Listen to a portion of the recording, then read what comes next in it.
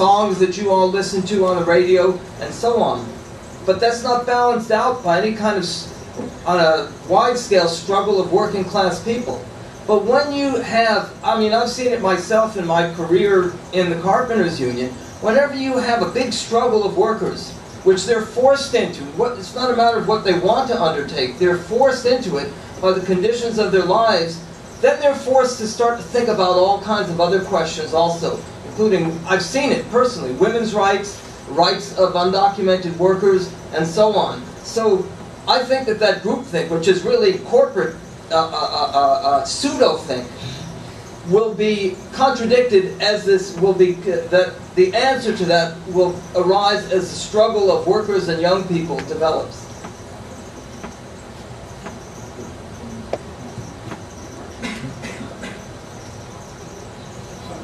Anybody else? Any other women? Anybody else looking to? Yeah, there we go. Diversity.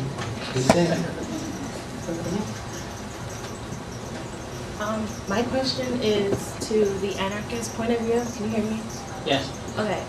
From what I understand, the two fundamental goals of the state is prosperity and security. So what you addressed was prosperity. You said that production could be managed by individuals. But my question to you is, without that force to govern individuals, how do you address security? What use artisanships is sounds good, but what's going to stop me from going to my neighbor's house and taking whatever he makes? The real question there is motivation. What is the motivation for people to steal from one another in the first place? Sorry, I don't mean to interrupt, but I mean, I guess it depends on.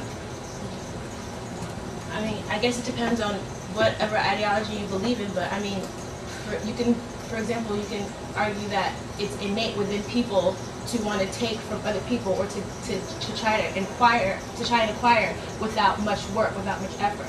It's just human nature.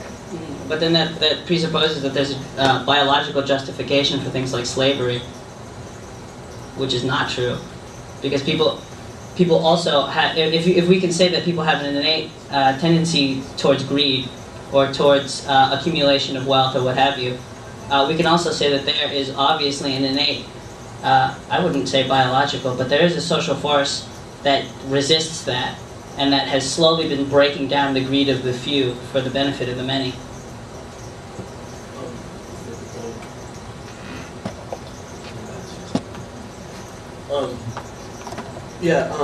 I actually completely agree with that. I mean, we have to be careful when we're talking about the individual. How do we define the individual? Well, the human being is an incredibly social creature. If you take society out of man, you have absolutely nothing. I don't know if any of you guys have taken psych or sociology classes where they show you those videos of, those people that have been locked in basements or something for 20 years, and, they're absolute animals. They can't speak, they can't think, they can't do anything. And what that shows, what that depicts, is that man is inherently a social creature. Therefore, the overwhelming majority of man's behavior and man's thoughts and man's actions are socially determined. And that has a historical element. That is, the way we think and we feel now is the culmination of large historical social processes. But also it means our future is going to have to be a collective action.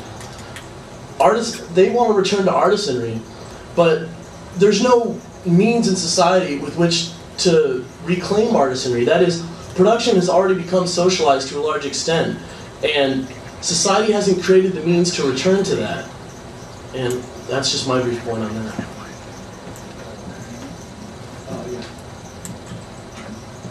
I just want to clarify the libertarian perspective on the fact that human beings are social animals. We recognize this, but we don't believe that it should be coerced. People should be coerced or forced to be social animals or in a group, that the action should be voluntary on behalf of the individual.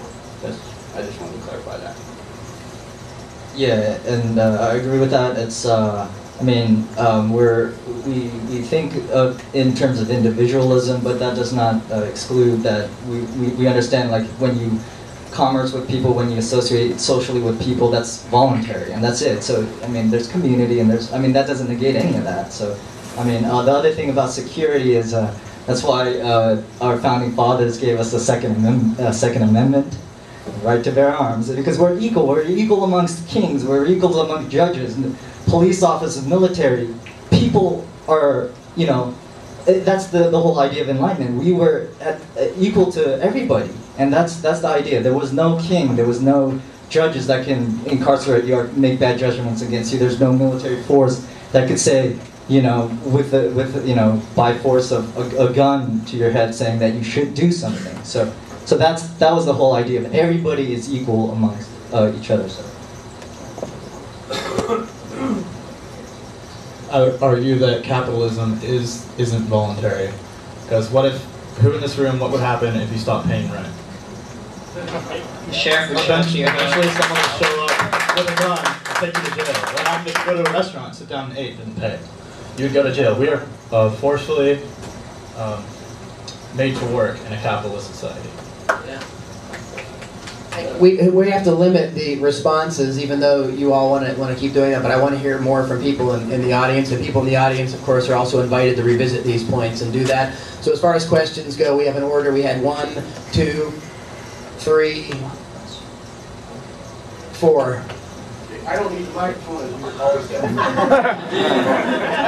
I want to make a couple points. First of all, I've been in a working family all my life. My mother went to this school. I went to this school. My kids went to this school. So I think I'm speaking from that perspective as I'm a worker in a working family. So naturally, I believe that my natural philosophy is socialism. Now, if I was a millionaire and a big industrial capitalist, then my natural philosophy would be capitalism. But I feel my natural philosophy is socialism. One thing that kind of disturbs me is not one of the speakers, not even the socialist speaker, mentioned the word exploitation. We're talking about the nature of capitalism, and that's the fundamental nature of capitalism, is to exploit workers to make money. So, I don't see how that got away from us. Now, the second point I want to make is that I want to talk a little about the libertarian point of view. My friend Tyler, forgive me, but the brother from the libertarian says that, well, before the Pilgrims got here, they tried to have a collective communal society, and they starved to death because there's no incentive. But we all know that the Pilgrims were aided by the American Indians, okay, who lived for thousands and thousands of years in a collective communal society with no property. And guess what? They didn't starve to death. That's just ludicrous. I don't know if you said to study history. I think you need to go back and study a little bit more. Okay? The other point about the role of the state.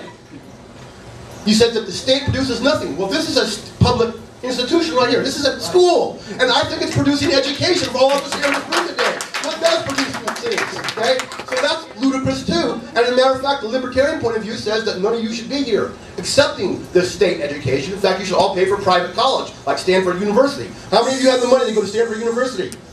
Oh, guess what? You're shit out of luck.